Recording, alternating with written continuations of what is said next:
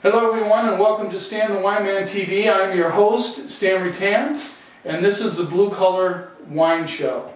And today I have the awesome privilege of interviewing Bill Powers. And I'm going to use my cheat sheet here real quick.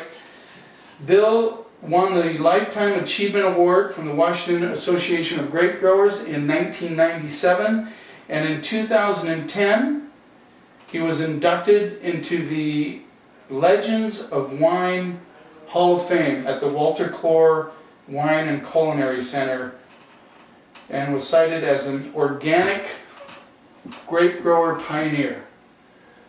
So Bill, you actually were friends with the great Dr. Clore. He was a great influence on me. Yeah? What? You know, when I wanted to go organic, everybody thought I was crazy with Walter Clore. Yeah. Well, he says, "Hey Bill, we was all organic before 1945, we just didn't know it." Didn't know it. So, how did he help you out? How did you guys become friends? Well, when I first decided to do grapes, Dr. Clore was the man. So I got acquainted with him, and right off, it's just one of those natural things. We were just great friends from then on. Yeah. And he was a great help. Did he spend a lot of time in your vineyards? Yeah. He helped you decide what to plant up here? Well, no, actually, Saint Michel was our contractor, Okay. and they told me what they wanted. Okay. And did they help you figure out where to plant it, the best spots to plant it, or you just did that? That was just all ours. Okay. So when did you decide to start getting into the grape business? Well, actually, you know, I had been in apples for about 25 years. Yeah. And I had sold my vineyard, my orchards. And long in that period, in the mid-70s, we had a tax law that allowed people that had big tax payments to invest in property and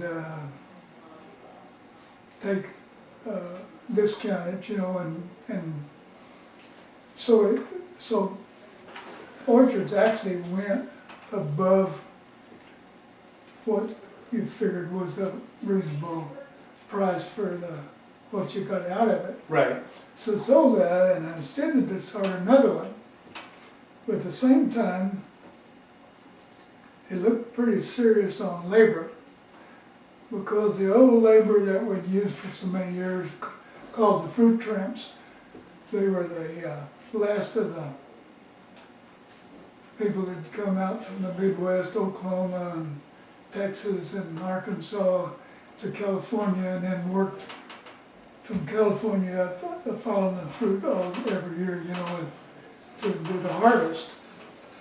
Right. And those guys, I'd used them for years, and they were older guys, you know, and at that time they were in their 70s.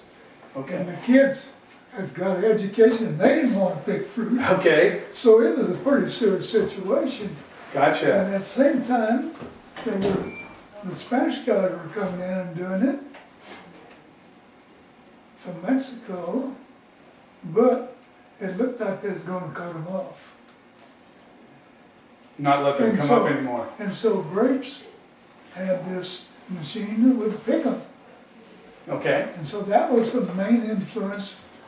Oh, gotcha. And also, there's a lot of apples being planted. As I talked to my friends in the nursery business, they were just selling out every year. And it looked like we was going to grow more apples than we could ever sell. Yeah. So grapes were a pretty exciting thing. And the more I got into it, then the more exciting it seemed, you know. A new thing. Dr. Clore was having a little all over the country. He was all over the state, at various places, mostly in the Tri-City area, but he'd have these 3-day seminars showing what they'd done with their little test acreages around the Northwest. Okay. To step back a little bit, about 8 or 10 years before, they'd have went around to just about every county in the state and furnished, some volunteer would volunteer an acre or two, and they'd furnish the vines, and the county agent would kind of help them get them established, and they'd pick them and take them down to Prosser, and Dr. Clover's assistant, George, I'll think of his name in a minute, but anyhow, he would make wine out of it. And they were making some pretty nice wines. Okay. And so that was the whole deal. And he was educating the people about this and having pretty good attendance. And so it's kind of exciting times, you know. Yeah. Groundbreaking back then. And what year was that? That was about 80, around 81, 82, Okay. 78, all through there for 4 or 5 years. Mm-hmm. And so, did you purchase this property for grape growing? Yeah. Okay. I did.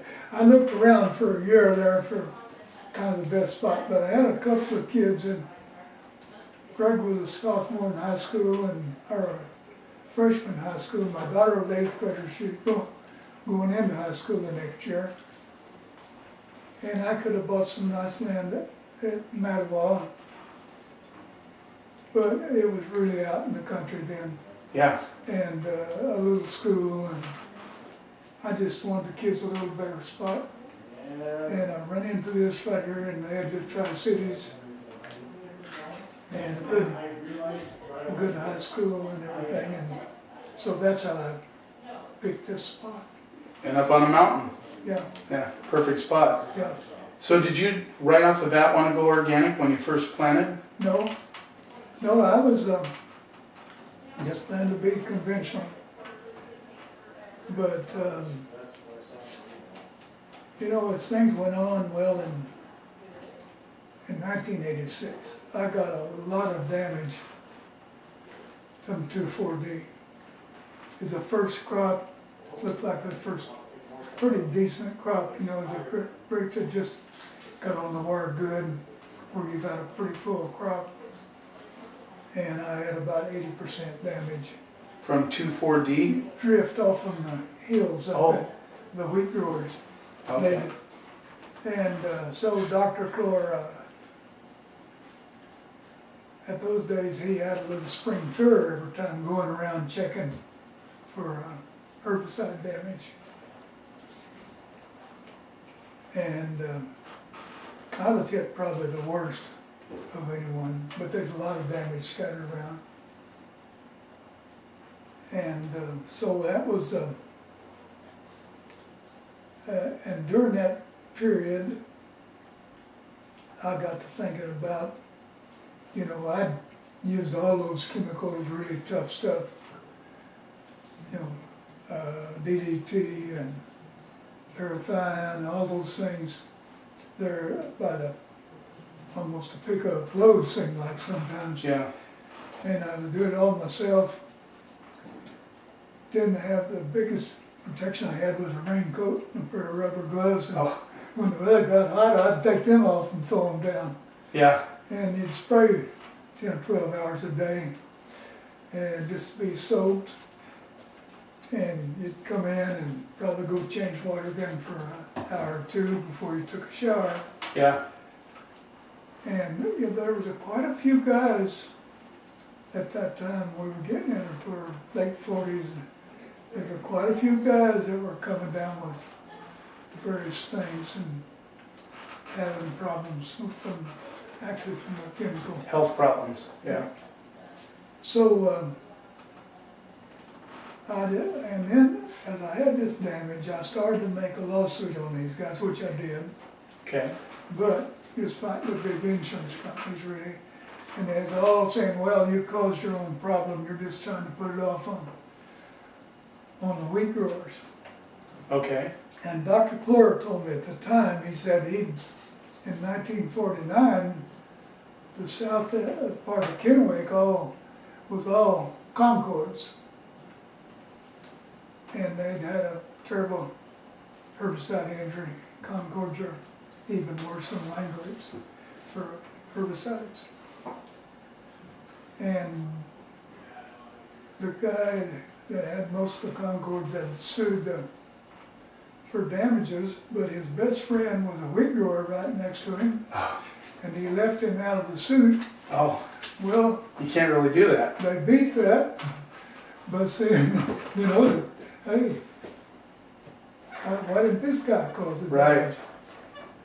But anyway, it just wiped out the Concord community there, and they moved up to Grandview and started it there. Yeah.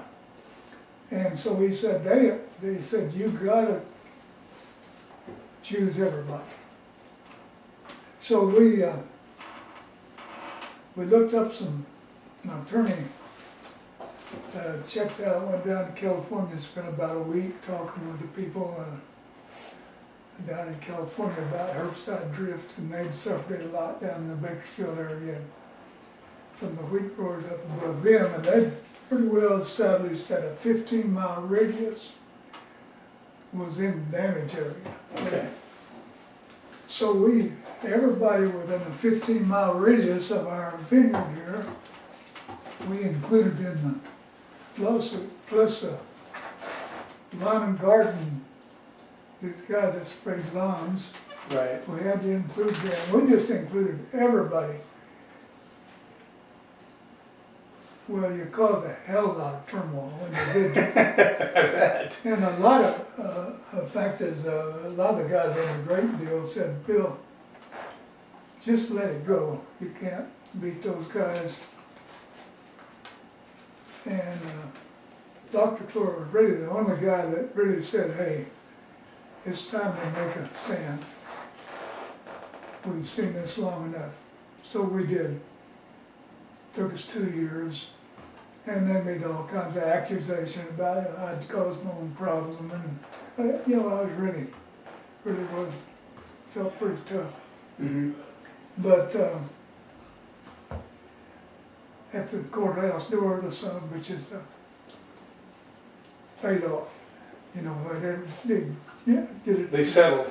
Yeah, and see, they got a law in Washington. If they offered to settle with you, you take it on to court. If you lose, you got to pay all costs. Oh. So it really makes it worth it, you know. In some ways it's a good law, in some ways it wasn't. I really wanted to take that through, but we did. But anyway, that got me to thinking. And then I went down to California and met the Fitzers, who were there in north of. Well, yeah, Fetzers. They're. Yeah, at that time their main vineyard was about 80 miles north of Napa, up on the little town in the edge of the redwoods. Right, right. And their dad had been a redwood executive lumberman. Okay. And he bought this farm and started vineyards, and had these 4 or 5 boys and girls that had worked in it. Really a nice family. And then the old man had died, and the kid's mother and the boys were running it. And they were coming up here and buying fruit because they were growing like mad. And I got acquainted with them. I went down and talked to them, and they was going organic. Right. And I thought, boy, no reason we can't. Okay. Come back and talk to county agent. No, he just didn't think it's possible, and other people, and then to Dr. Clore, and he said, Bill,